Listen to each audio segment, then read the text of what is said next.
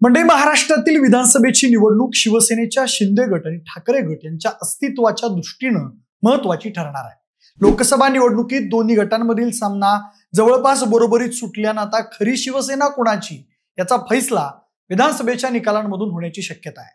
त्यामुळे या दोन्ही गटांकडून विधानसभा निवडणूक लढवण्यासाठी जोरदार तयारी सुरू आहे। मुख्यमंत्री एकनाथ शिंदेच्या नेतृत्वाखालील शिवसेना शिंदे गटाकडून बहुतांश मतदारसंघांमध्ये सोबत आलेल्या 40 आमदारांपैकीच अनेकांना उमेदवारी दिली गेली आहे।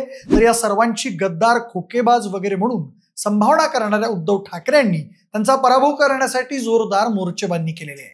त्यातही शिंदे गटामधील काही नेते हे उद्धव ठाकरेंच्या विशेष टार्गेटवर आहेत। त्यामुळे अशा नेत्यांच्या मतदारसंघांमध्ये शिंदे गट आणि ठाकरे गट यांच्यात तुफान घमासान होण्याची चिन्ह आहेत।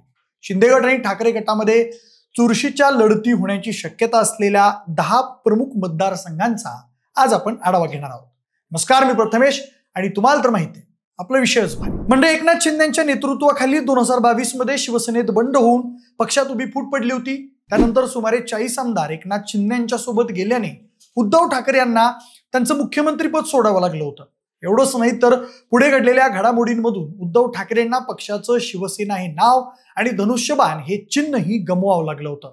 या दरम्यान एकनाथ शिंदेच्या सोबत असलेल्या काही नेत्यांनी ठाकरे गट आणि उद्धव ठाकरेंशी वारंवार पंगा घेतला होता।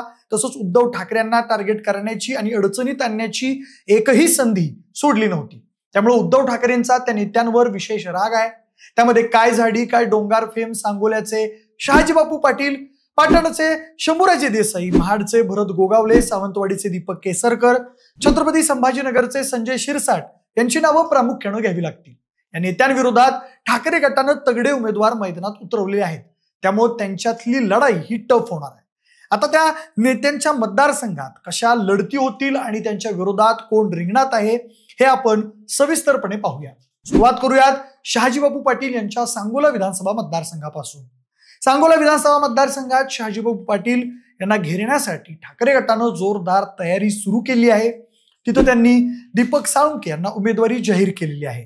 तसा सांगोला हा मतदारसंघ शेकापचा पारंपरिक बालेकिल्ला म्हणून ओळखला जातो।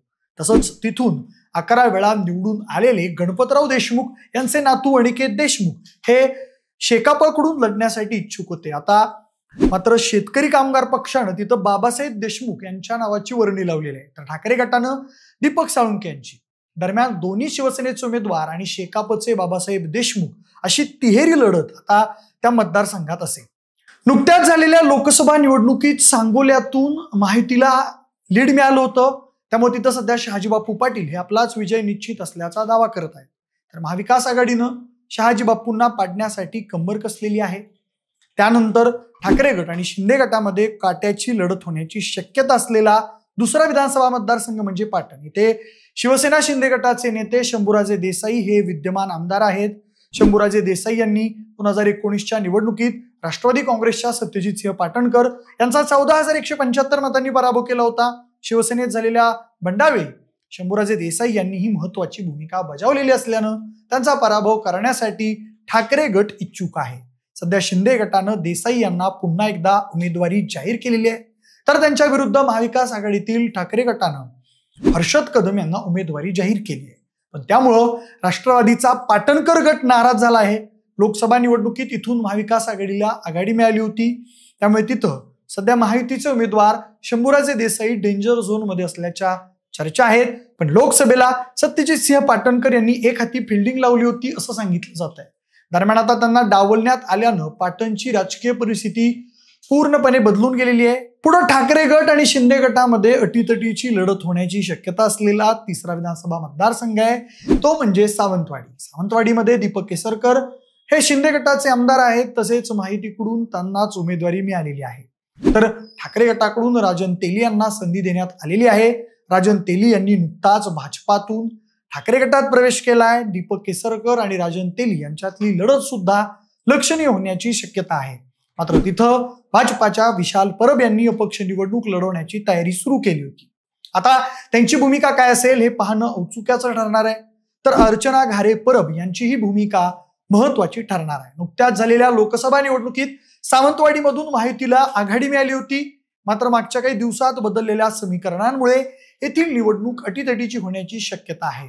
त्यानंतर ठाकरे गट आणि शिंदे गटाची लढत टफ होईल असा चौथा मतदारसंघ आहे महाड.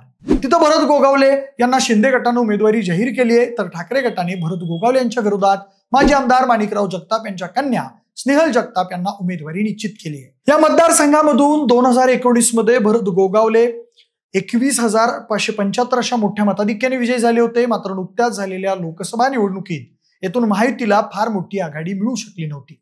त्यात भरत गोगावले यांनी शिवसेनेत केलेल्या बंडखोरीचा मुद्दा ठाकरे गटाकडून लावून धरला जात आहे. तसेच माहितीमधील अंतर्गत धुसफूसही गोगावले यांची डोकेदुखी वाढवण्याची शक्यता आहे. शिंदे गटात गेलेल्या आणखी एका नेत्याविरोधात ठाकरे गट या विधानसभा निवडणुकीत आक्रमकपणे उतरण्याची शक्यता आहे. त्या नेत्या म्हणजे भायखळ्याचे आमदार यामिनी जाधव. लोकसभा निवडणुकीत ठाकरे गटानं यामिनी जाधव यांना पराभवाचा धक्का दिला होता. आता यामिनी जाधव यांचं शिंदे गटाकडून तिकीट तर फायनल झाले, पण तिथून ठाकरे गटाकडून किशोरी पेडणेकर इच्छुक आहे. तसंच गीता गवळी यांचंही नाव तिथून चर्चेत आहे.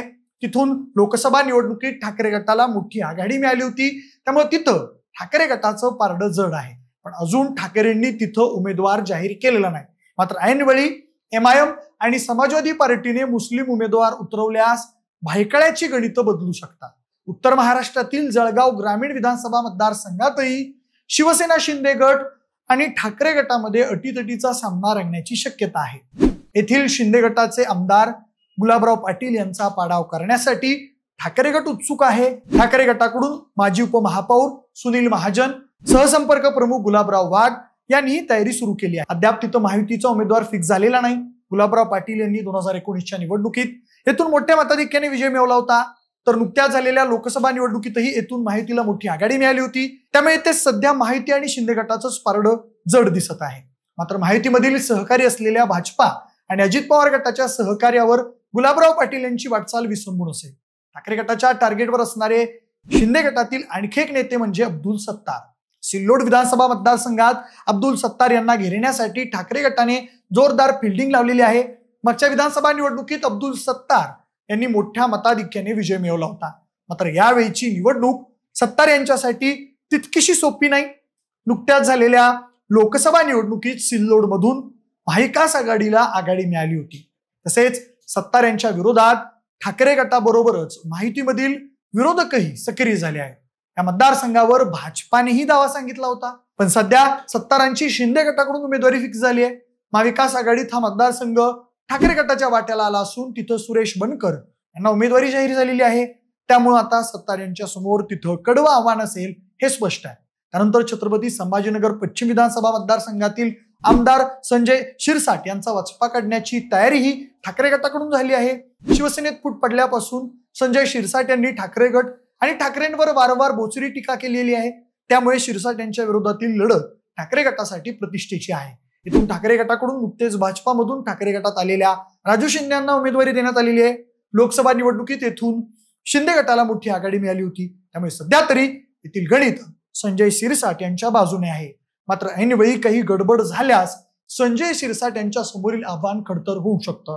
काही महिन्यांपूर्वी झालेल्या लोकसभा निवडणुकीत कोकणामध्ये ठाकरे गटाची जबरदस्त पिछेहाट झाली होती. तसंच आता विधानसभा निवडणुकीमध्येही ठाकरे गटासमोर कठीण आव्हान असल्याचं दिसत आहे.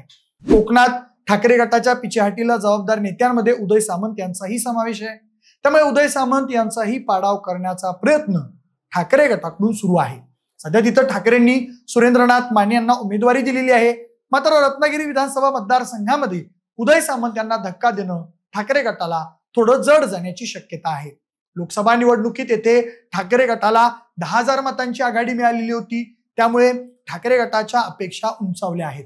शिंदे गटामधील कोकणातील आणखी एक आमदार ठाकरे गटाच्या रडारवर असणार आहे. ते आमदार म्हणजे योगेश कदम. दापोलीचे आमदार योगेश कदम हे ज्येष्ठ नेते रामदास कदम यांचे पुत्र आहेत.